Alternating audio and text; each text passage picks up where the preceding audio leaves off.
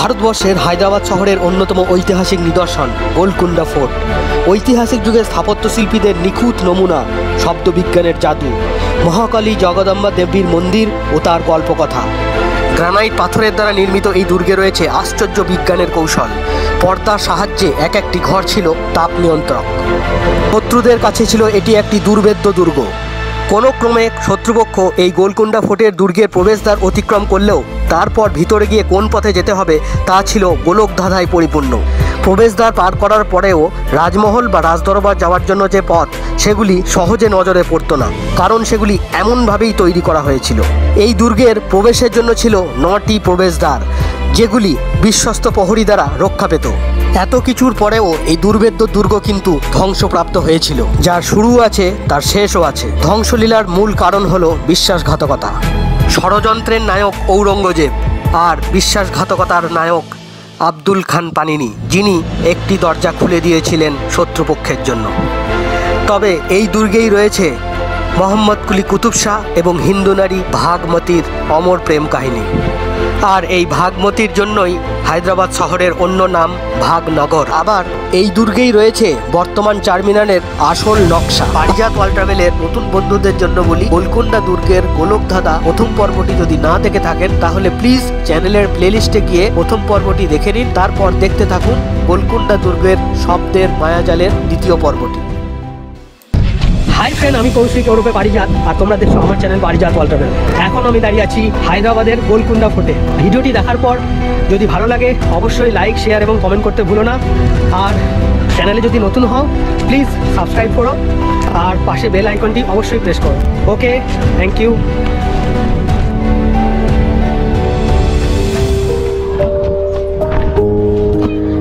এখন যেখানে দাঁড়িয়ে রয়েছি, আমি যদি তোমাদের দেখাই, এই যে আমার পিছনে হচ্ছে সেই সময়ে নৃত্য অনুষ্ঠান থেকে শুরু করে বিভিন্ন অনুষ্ঠান হতো সেই মঞ্চ। তবে বর্তমানে এখানে ঠিক সন্ধ্যাবেলা 7টা থেকে 9টা পর্যন্ত এখানে সাউন্ড সিস্টেম হয়। ওই জায়গাটিতে আমি গিয়ে তোমাদের দেখাবো যে এখন তো সাউন্ড সিস্টেম হিসাবে লাইট অ্যান্ড সাউন্ড শো হয়, তবে তখনকার দিনে রাজাদের আমলে তখন ওখানে কি হতো। এই যে এখানে যে দেওয়ালগুলো দেখতে পাচ্ছ, এগুলো ছিল অ্যাকচুয়ালি যারা কুইন ছিল, অর্থাৎ যারা লেডিস ছিলেন তাদের থাকার জায়গা। আর তার সাথে এর সামনে মেহফিলখানা বা যে নৃত্য অনুষ্ঠান তখনকার দিনে যে আমোদ প্রমোদের ব্যবস্থা হতো, সেগুলো হচ্ছে ওই যে সবুজ মাঠটা দেখছো ওখানে হতো। আর তার ঠিক সামনে যে দেওয়ালগুলো ছিল, সেই দেওয়ালগুলোতে এখানকার যে বিভিন্ন অর্নামেন্টসের যে পাথর, হীরা থেকে শুরু করে বিভিন্ন দামি দামি পাথর, সেগুলো ওই দেওয়ালের খাঁজে খাঁজে লাগানো থাকতো।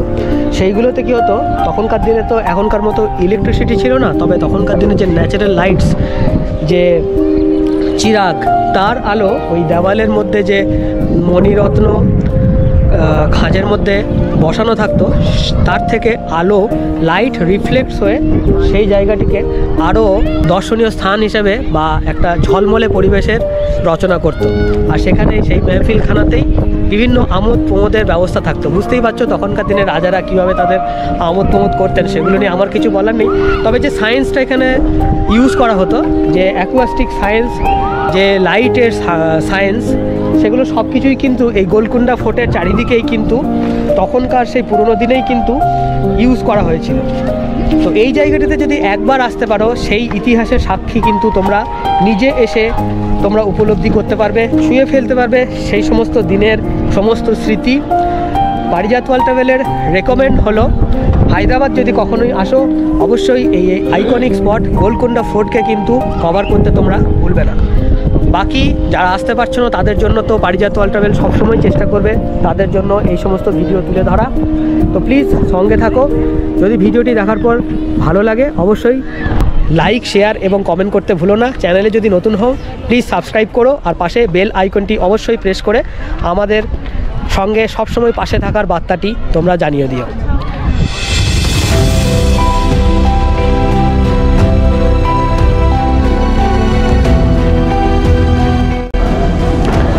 এখন আছি শাহী মহল।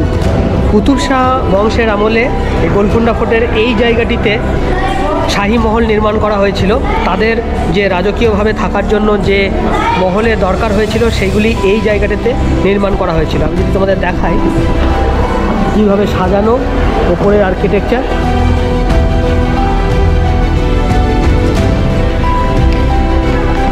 তবে এই জায়গাটির একটি বিশেষত্ব হচ্ছে এখানে একটা তুড়ি মারলেও সেটা ইকো তৈরি হয়, অর্থাৎ শব্দের যে মায়াজাল বারবার আমি বলছি কথাটা, সেটা কিন্তু এই জায়গাটিতে হুবহুভাবে প্রমাণ আমরা পেয়েছি। এবার তোমাদের দেখাই এখন যে জায়গাটিতে দাঁড়িয়ে আছি এই শাহী মহলের ভিতরে। এখানে আমার পিছনে যদি তোমাদের দেখায়, এই যে উঁচুতে ওখানে রাজা আসতেন। রাজা এসে আমি যেখানে দাঁড়িয়ে আছি এখানে দরবারে কোনো অপরাধী কোনো বিচার হলে অপরাধী আমি যেখানে দাঁড়িয়ে আছি সেখানে দাঁড়িয়ে থাকতেন, তার কথা শোনাতেন এবং রাজা ওপরে দাঁড়িয়ে থাকতেন। ওপরে দাঁড়িয়ে থেকে রাজা বন্দির যে তার যে আর্জি সেটা শুনতেন, তারপরে বিচার করে রাজা তাকে শাস্তি দেওয়া বা তাকে বেকসুর খালাস সেই কথা তিনি জানাতেন ওই ওপর থেকে। এই যে আমি যখন কথাটা বলছি পুরো ইকো হচ্ছে, যেটা বলছিলাম উনি ওই ওপর থেকে শুনতেন, রাজা শুনতেন বন্দির বিচারের ব্যবস্থা এবং তার সাথে তিনি আদেশও দিতেন বিচার শোনার পরে। কিন্তু বন্দির যদি সেই বিচার না ভালো লাগতো, যদি সে কোনো আক্রমণ করার চেষ্টা করতো রাজাকে, তাহলে অবশ্যই তলোয়ার বা তখনকার দিনের অস্ত্র বার করার চেষ্টা করতো। কিন্তু যেখান থেকে বার করবে, অর্থাৎ আমি যেখানে দাঁড়িয়ে আছি সেই জায়গাটি থেকে ওকে অস্ত্র বার করতে হতো, মানে করার চেষ্টা করতে হতো। কিন্তু তখনই যে খঞ্জর বার করার জন্য যদি চেষ্টা করতো, তার যে শব্দ ইকো সিস্টেমের মাধ্যমে শব্দ কিন্তু পৌঁছে যেত রাজার কানে। তো শব্দ যেহেতু আগে পৌঁছে যেত, আক্রমণ করার আগেই রাজা ওই যে ওপরের প্রকোষ্ঠে আবার আত্মগোপন করে নিতেন। অর্থাৎ বিচার শেষ হওয়া পর্যন্ত রাজার যে আত্মরক্ষা করার যে পদ্ধতি, সেই জায়গাটির সুব্যবস্থা এখানে খুব ভালোভাবে মেনটেন করা হয়েছিল সেই তখনকার দিনের থেকেই। তো এইটাই হচ্ছে এক একটা জায়গার প্রমাণ যে গোলকুন্ডা ফোর্টের যে শব্দের মায়াজাল, যে অ্যাকুয়াস্টিক সায়েন্সকে ব্যবহার করে এখানকার যে আর্কিটেকচার করা হয়েছে, তার একদম নিখুঁত নমুনা হলো এই গোলকুন্ডা ফোর্ট।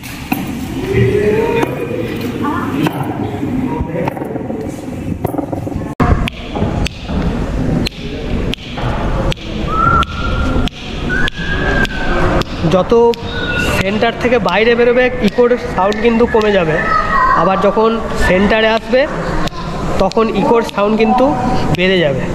সত্যি কি অপরূপ সৃষ্টি, তাই না? কোনো এক মানুষের হাতেই তৈরি হয়েছিল এই জাদু, আবার কোনো এক মানুষের হাতেই ধ্বংস হয়েছিল এই দুর্গ তথা এই সৃষ্টি। ভাবতেও অবাক লাগে। দাঁড়িয়ে আছি শাহী মহলের যে নৃত্য পরিবেশন স্থল, তখনকার দিনের যে আমোদ প্রমোদের যে জায়গা, যে মঞ্চ, যে স্টেজ, সেখানে দাঁড়িয়ে আছি। দেখো এখানে ফোয়ারার এখনও ব্যবস্থা আছে, এখানে এখনও লাইট অ্যান্ড সাউন্ড সিস্টেম যে শো সেটা এখানেই হয়, ঠিক সন্ধ্যাবেলা হয়।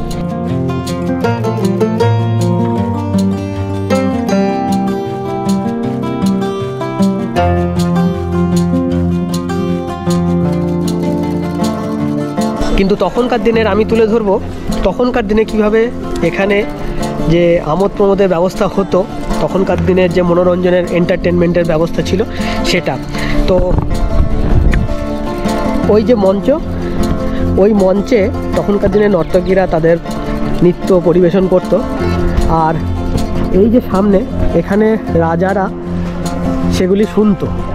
তবে এই যে দেওয়ালের মধ্যে অনেক নকশা আছে, যদি দেখাই, এই যে নকশা অনেক খাঁজ কাটা নকশা, কিন্তু তার মধ্যেই ভালো করে যদি লক্ষ্য করো ওর মধ্যে অনেক গর্ত আছে। ওই গর্তে নাকি তখনকার দিনের অনেক হীরা মণি রত্ন ওইগুলো ওই গর্তের মধ্যে বসানো থাকতো, যাতে এখানে যখন এই যে মঞ্চ, এখানে যখন কোনো লাইট মানে কোনো প্রদীপের আলো, তখনকার দিনে ইলেকট্রিসিটি ছিল না, তো সেই সব প্রাকৃতিক আলো ব্যবস্থা করে যখন কোনো নৃত্য পরিবেশন বা অন্য কোনো শো এখানে হতো, তার যে আলো সেগুলি আবার এই দেওয়ালে রিফ্লেক্ট হতো, রিফ্লেক্ট হয়ে এই জায়গাটি পুরো আলোকে আলোময় হয়ে থাকতো।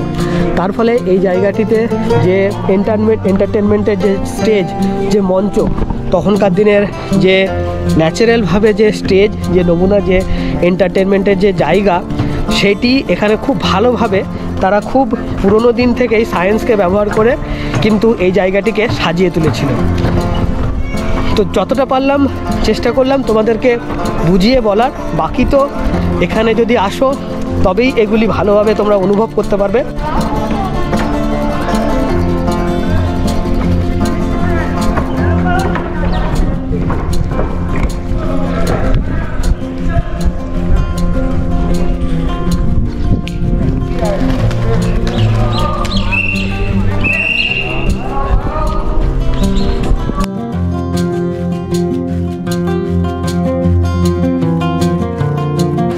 আর এই হলো গোলকুন্ডা ফোর্টের ভিতরে অবস্থিত সবথেকে সুন্দর ইমারত তথা স্থাপত্য শিল্প, তারামতি মসজিদ। অতীতের সেই গৌরবোজ্জ্বল দিন আর এখন নেই, তবে ইতিহাস আজও কথা বলে। তাই হয়তো একরাশ অভিমান বুকে নিয়ে ইতিহাস দাঁড়িয়ে থাকে ঠিক এইভাবে।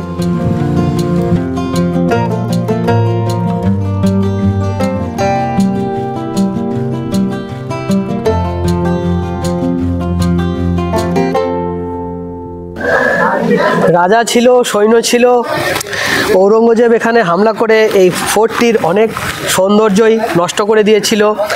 ঢুকেছিলেন বিশ্বাসঘাতকতা করে একটি প্রহরীর সাথে যোগসাজশ করে, নাহলে কখনোই এই গোলকুন্ডা ফোর্টে ঔরঙ্গজেব কিন্তু আক্রমণ করতে পারতেন না। বিশ্বাসঘাতকদের জন্যই অনেক ঐতিহাসিক থেকে শুরু করে আমাদের দৈনন্দিন জীবনের অনেক জিনিসই নষ্ট হয়ে যায়। তো যেটা বলছিলাম, রাজা সৈন্য সামন্ত সব কিছুই যখন আছে, তাহলে গোলা বারুদ এবং অস্ত্রশস্ত্র তো থাকবেই। তো ঠিক সেই অস্ত্রশস্ত্রের নমুনা দেখাই তোমাদের এখানে কি আছে এখনো পর্যন্ত।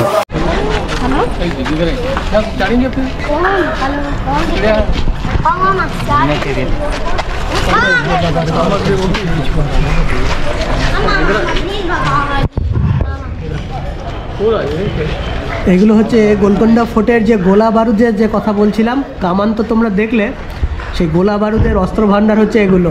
এখনও বেশ কিছু রয়ে গেছে। বেশিরভাগই গোলকুন্ডা ফোর্টের সমস্ত জিনিসপত্র, এখানকার যে মিউজিয়াম, বেশিরভাগ জিনিসই হায়দ্রাবাদে যে সালারজং মিউজিয়াম সেখানে রাখা আছে। তবে যেটুকু অবশিষ্ট আছে সেগুলো এই গোলকুন্ডা ফোর্টের চারপাশ ঘুরে বেড়ালে তোমরা অবশ্যই দেখতে পাবে এখানে কি আগে ছিল, যেগুলি এখনও পর্যন্ত রয়ে গেছে, যার স্মৃতি বহন করে চলেছে এই গোলকুন্ডা ফোর্ট। আর তোমাদের দেখালাম যে অস্ত্র ভাণ্ডার, সেটির দৃশ্য। कुतुबशाही टॉम्ब, वो राजाओं का समाधि है। वो राजा लोग मरने के बाद वही डेड बॉडी को दफन करते हैं। और पहले जमाने में हर राजा কুতুবশাহ টম্ব। হিন্দিতে একটা কথা আছে, ইনসান আপনা কবর খুদ খোদতা হ্যায়, অর্থাৎ মানুষ তার কর্মের মাধ্যমেই তার শেষ পরিণতি লাভ করে। যার কর্ম ভালো তার শেষও ভালো। গোলকুন্ডা ফোর্টের ছাদ থেকে দেখা যায় কুতুবশাহ টম্ব, যেখানে কুতুবশাহ রাজবংশের রাজারা তাদের মরার আগেই তাদের কবরস্থান নির্মাণ করেছিলেন, যেগুলি স্পষ্ট দেখা যায় গোলকুন্ডা ফোর্টের ছাদ থেকে। অর্থাৎ কোনো মানুষকে তার পরবর্তী জীবনের আয়না নিজেই সে সামনে রেখেছে, যাতে আগামী জীবন তিনি সঠিক পথেই কাটিয়ে তার গন্তব্যে পৌঁছতে পারেন। এখানে ভালোভাবে ইতিহাসকে জানতে হলে অবশ্যই একজন গাইডকে কিন্তু নিতে হবে। আমি ডিসক্রিপশন বক্সে আমার যে গাইড ছিলেন এর আগে, তার নাম্বার আমি দিয়ে দেবো, তোমরা চাইলেই তার সাথে যোগাযোগ করতে পারবে। ইনি ছিলেন আমাদের গাইড মোহাম্মদ আকবর। তো আমাদের গোলকুন্ডা ফোর্ট ঘোরা আপাতত এখানেই শেষ করছি। সব কিছু ভিডিওর মাধ্যমে তুলে ধরা যায় না, যতটা পারলাম তোমাদের সাথে শেয়ার করলাম। আশা করি তোমাদের ভালো লেগেছে। এইভাবেই পারিজাত ওয়ার্ল্ড ট্রাভেল এগিয়ে যাচ্ছে সামনের দিকে। আর আমি তো আজ এসেছিলাম, আমি পারিজাত ওরফে কৌশিক। তো আমার সাথে ছিলেন আমাদের স্যার, তোমরা জানো অরবিন্দ স্যার। এসে দেখো ভালো লাগবে। স্যার কিন্তু সাপোর্ট করতে বলছে আমাদের চ্যানেলকে। তো ভিডিওটি দেখার পর অবশ্যই কি করতে হবে স্যার? লাইক বাটন দিতে হবে। লাইক বাটন দিতে হবে। তো লাইক, শেয়ার এবং কমেন্ট করতে ভুলো না, আর সাবস্ক্রাইব করো। এভাবেই এগিয়ে চলেছে পারিজাত ওয়ার্ল্ড ট্রাভেল। দেখা হচ্ছে খুব শীঘ্রই আবার কোনো নতুন ভিডিওর মাধ্যমে। ততক্ষণ সুস্থ থেকো, ভালো থেকো, আর সঙ্গে থেকো পারিজাত ওয়ার্ল্ড ট্রাভেলের সাথে। ওকে, বাই।